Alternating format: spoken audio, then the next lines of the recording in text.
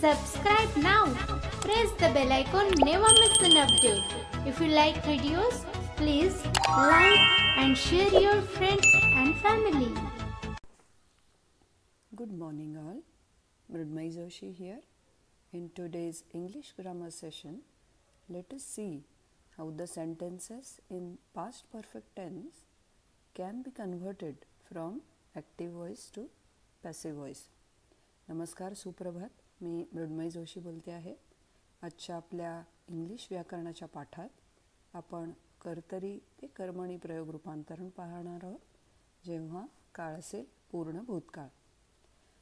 तर past perfect tense has the form subject plus had HAD had plus past participle form of the main verb plus object. Past perfect tense has the form subject plus had plus past participle form of the verb plus object. Let us see an example. If I say he had given a lecture, त्याने lecture दिले होते. So this is in past perfect tense. Had indicates that it was past action in the past. Give या वर्बचं होतं given past participle झालं त्याचं. So had given indicates it was past perfect tense. He had given a lecture, त्याने lecture दिले होते. हे झालं active sentence active व्हॉईसमधलं. तर त्याचं पॅसिव्ह व्हॉईस कसं होतं? Passive voice in past perfect tense has the form object of active sentence plus had plus been BEEN plus participle form of the verb plus by by plus subject of the active sentence. आता आपण वरच्याच वाक्याचं रूपांतरण पाहू. He had given a lecture, त्याचं passive होईल a lecture had been given HAD had been given GIVEN by him, त्याच्याकडून lecture दिले गेले होते. तुम्हाला माहिती आहे, आपण जेव्हा पॅसिव्ह करतो तेव्हा सुरुवातीला ऑब्जेक्ट येतं ॲक्टिव्ह सेंटेन्सचं. मग आता हे सिन्स पास्ट परफेक्टमध्ये होतं त्यामुळे हॅड बीन आलं आणि followed by participle form of the verb. इथं होतं गिव्हचं गिवन.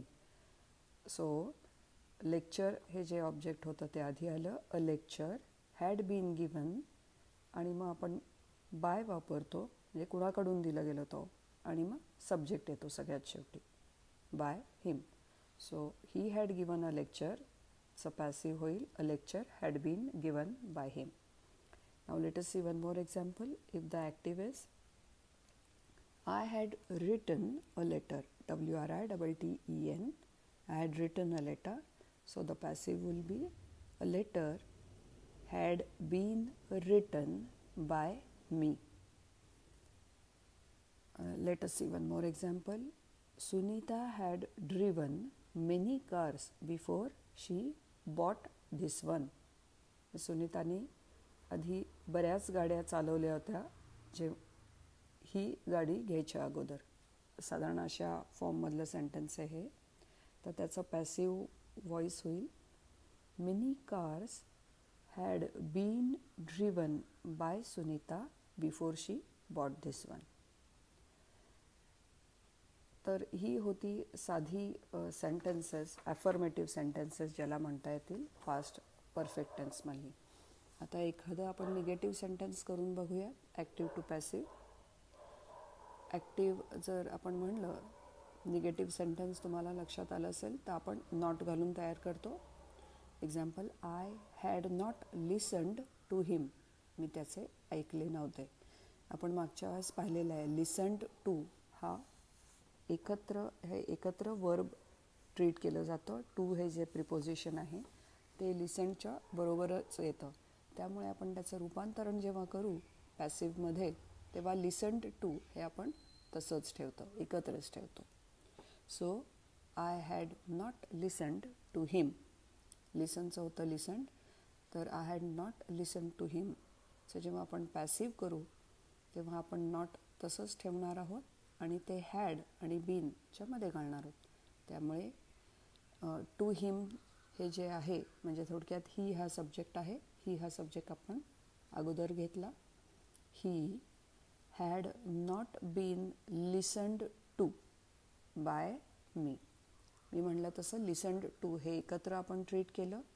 वर्बच्या नंतर येणारं प्रपोजिशन, त्यामुळे ते तसंच ठेवलं.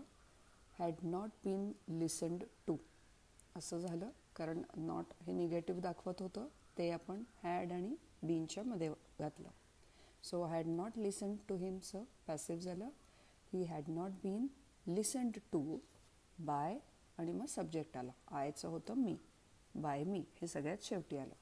So this was the passive form of the active sentence. Now lastly will see how interrogative म्हणजे प्रश्नार्थक वाक्य जे असतं ते आपण कसं कन्वर्ट करतो. सो ॲक्टिव्ह फॉर्ममधला इंटरॉगेटिव्ह आहे had she invited them question mark. आता इंटरॉगेटिव्ह असल्यामुळे प्रश्नार्थक जो शब्द आहे, जो वर्ड आहे हॅड, तो सुरुवातीला आलेला आहे आणि वाक्याच्या शेवटी क्वेश्चन मार्क आलेला आहे. हॅड शी इन्व्हायटेड देम, इथे शी हा सब्जेक्ट आहे आणि देम हे आहे ऑब्जेक्ट. तर याचं पॅसिव्ह करताना कसं करतात, तर हॅड सुरुवातीलाच राहतो जो प्रश्न दर्शवतो, त्यामुळे हॅड तसाच राहिला. ऑब्जेक्ट जे आहे देम ते सुरुवातीला आलं, त्याचा फॉर्म चेंज झाला, त्यामुळे देमचं होतं दे, हॅड दे.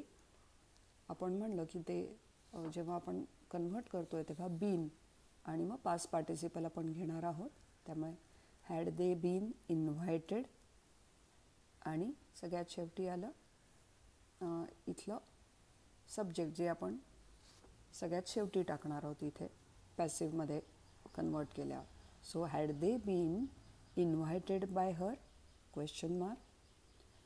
तर अशा तऱ्हेने had she invited them question mark हे जे ॲक्टिव्ह सेंटेन्स होतं ते आपण had they been invited bye हर असं त्याचं पॅसिव्ह रूपांतरण झालेलं आहे. तर थोडक्यात आज आपण ॲक्टिव्ह टू पॅसिव्ह कन्व्हर्जन पाहिलं, जेव्हा आपण काळ होता जेव्हा होतं past perfect tense. So I guess that is all with past perfect tense conversions from active to passive. If you have any difficulties, do let me know. Thank you. धन्यवाद.